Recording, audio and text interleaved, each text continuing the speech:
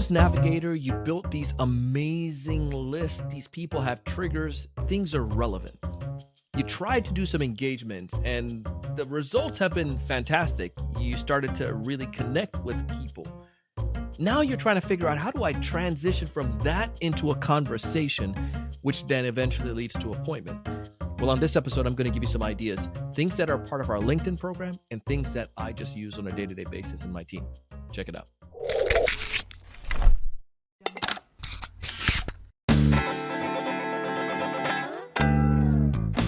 Hey, everyone. Welcome to another great episode of the Sales Evangelist Podcast. I'm your host, Donald C. Kelly, the Sales Evangelist. And I'm so excited for another great episode. I'm so excited to be here with you today. And on this episode, we're going to continue where we continue where we left off last week, where I started talking to you about the strategy of how I'm utilizing this concept to be able to have better outreach and engagement, better conversations, better appointments in 2023. This one simple practice has been very fruitful for our organization. It has led to several notable deals in our pipeline. One of our largest deals for the year so far has come through this mechanism that I've just taught you, what I'm teaching you, and continue to go with in this conversation. But this is not a fast strategy. It's not something that you can just go ahead and throw out today, and then all of a sudden you're going to get tens of thousands of people set an appointment. It's no silver bullet, but it comes back down to human relationship, to human interaction, and just the way that we behave. If this is your first time listening to one of our podcasts or watching one of our videos, I encourage you to subscribe so you can get notified every single time I drop a new episode. Also, check out our sponsors, because I've connected with them and I've asked to give you some amazing deals. So use those, take advantage of them as much as possible. But let's go back into this part and talk about the framework. The problem that we have at hand is this: you're selling to people who are getting sold to left and right, like getting pitched oh so often, every single day, op-teams time throughout the day. It doesn't matter if you send this amazing cadence. If that email doesn't have any relevance, or if I don't know who you are, have some kind of point of reference, it becomes very difficult for me to be able to engage with you. There's a chance, however, that the person does have a need. And that, my friend, becomes even more difficult. So you have to send multiple emails to get to that level.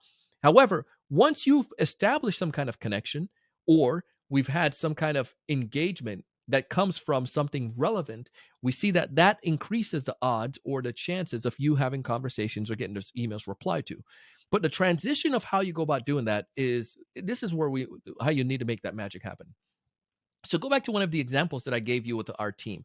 I'll share others that we've had as well. But we started off by building that list in Sales Navigator, people that we're connected to and people who are ideal fit based on our ICP.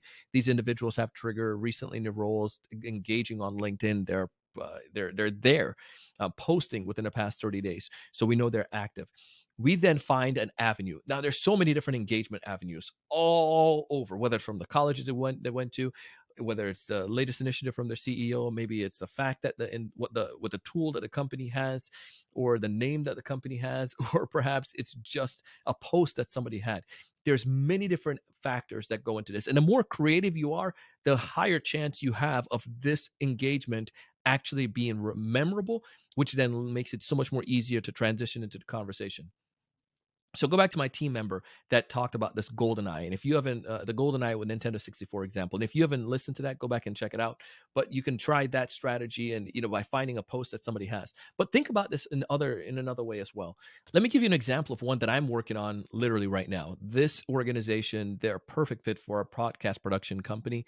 I reached out to multiple individuals in that organization after building that list, like I've told you about, and went through that strategy. I connected with the CEO, reached out to him. I reached out to the head of marketing, and I reached out to another team member that's over the product marketing as well. So I have 3 different individuals in this organization. And what I did, this product is something that it's really cool that I can see that our family could benefit from, my son and I, because we're going to get them playing soccer this year. So I reached out to the CEO of this organization, and this is pretty cool. We're going to, what it does, it's a training tool that you can have sequential lights that you can program to light up. So if somebody is like dribbling a ball, or if they're doing kind of fitness, they could run to the different lights when they turn on. And it's just really cool. Back in the days when I played soccer, we had to just run to some random cones, but these are like high tech stuff, pretty neat. So it grabbed my attention. So if that was the case, I leveraged that to connect with the CEO rather than a comment to say like, hey, let's add you to my network or some garbage like that. Because I did that highly personalized type of outreach, and it didn't take me long to do that. It took me maybe another 2 minutes comparative to that 1 minute of just writing out, I would like to add you to my network. This allowed for the CEO to actually engage and started a dialogue with me, which accepted my connection request and responded to that, and then it started a dialogue. I said something to the nature of, we're a big fan of your tools. I've recently discovered your tool, and I'm a big fan now. My son will start playing soccer this year, and it's something that we're looking at to get for him. You can check him out in some of our Fresh Cut Friday posts. And the CEO actually went and looked at those posts, because this is his darling, right? This is his baby, his product. And it's not a large organization, because that's why we went to the CEO at this one. But it's something that if he created and was a co-founder with, he's gonna cherish. So then he responded and said said something to the nature of like, he looks very promising, and it's an honor to connect with you here. But that triggered the conversation, and then now we're entering into a dialogue, into a discussion. Now, what's my next play? My play could be like, typical salesperson be like, hey, let's set up a time and have a demo. But it's going to be a little bit more to look at some of the other things that he has posted and to start conversation around that, or maybe get some tips from him from kids who are starting to play soccer, or maybe if they have any content or videos relative to that. Now, I'm not just doing this just to do it as a play. I'm doing it because it's something that I actually have interest in, or have engagement, or I want to get information about from him with. That starts conversation. Now, even if I did stop there and he responded and I got some tips, that's fantastic. For our organization, that person could be a great fit for our podcast as well. And we can have them come on our show. So that's another avenue how we can start the conversation. Again, long-term play in both of these different avenues. But I'll show you how we can bridge the gap into the email in a second. But now many of you might say, well, Donald, I'm not going after products that are going to be that easy to connect with. Some of them are just like complex software or complex tech that I've never, I'm not going to buy. I'm not going to use. The principle, however, is that you can find the engagement path. The engagement path could be that person shared a post about an event that they've gone to or going to. You can then respond on that post, because I guarantee you marketing gave them that post to put out, and not a lot of people are responding to it. You can say, this looks like an amazing event. Do some research on it. I see that XYZ conference is held in Milwaukee this year. We're not going, but I would love to. What would you say the biggest thing that's the biggest pull for you to go to this event? Now you've actually engaged on that comment, or what are some of the strategies to get people to come to the booth? Now you engage on this, the person's going to respond because you're the only person that has commented on it. But that's the one strategy I'm talking about. But again, these people are people that are engaging on LinkedIn already, posting within the past 30 days. So they're a little bit more active. So this is what makes it super easy for you to find an engagement path. You can also go to their Instagram profile. Yep, I'm telling you this straight up. Listen to me on this. If you were to go to the company's Instagram profile, you can see different things they have, whether it's client testimonials, or if it were just like simple, just a post that they've had and some kind of stat. You can take a screenshot of that and you can use that in a video to reach out to them, or you can use that in your email. You can then say, I saw this about your company on Instagram, as your subject line. And then you can engage with that person and have that screenshot or a video screen recording, you talking about this thing. So let's say, for instance, we saw that 85% of people who utilized this type of solution become double their revenue. I'm making this up. If that's one of the stats that they have, you could then use that and say, I saw this on your Instagram profile. And now that person is probably a stat that they talk about internally if the company is posted on the Instagram profile. Or if the individual has a public profile and they're sharing something. Now you don't want to go to talk about anything about their family, but maybe they're posting something, a hobby or whatnot. You can leverage that as well and go and make that connection. So if I made a connection on LinkedIn, I can go to Insta and make that other connection as well. And that's another way that I can have two means of communication, but that can easily, or maybe I can start a conversation there as well. So maybe I see they do axe throwing and that's a hobby. So then I can say, drop a DM and say, hey man, not only you guys are creating amazing product, but you're out here doing axe throwing. I've tried that before and it was a lot of work. There's a couple places here in South Florida that I typically we are trying to get to. Any tips on becoming more effective at throwing so straight like you did in this video? Now I'm going to start a dialogue with that person. Again, it's not weird because we've already started that engagement on LinkedIn, but that makes for more of effective communication. Now, we're not trying to be best friend with this individual, but we're just trying to find engagement points. My email now has a higher chance of being answered because of that. But you don't have to go to Insta to do that. You can also do it on Twitter, but you don't even have to go there. If you just do it on LinkedIn, you can then bridge the gap by using whatever you spoke about in the subject line, but it has to be relevant, and this is where that conversation starts. So I would then go, let's say the CEO that I'm talking about with my son, I might say in the subject line, the next World Cup soccer star 2024. And then I go into the conversation, hey man, I appreciate the nice words you shared on LinkedIn and so forth. I wanted to send a personal email to just tell you my appreciation and to share a thought that I had. Don't know if this makes sense for you guys. Recognizing, and then I bridge the gap, recognizing that you guys are hiring and recognizing that you're planning to grow the organization. Have you ever considered using XYZ with your BDRs to help them grow their pipeline even more so? Maybe you have, maybe you haven't, but just still would like to get still thought it would be something that could benefit you guys, seeing that 35% of the organizations in your space are doing this right now.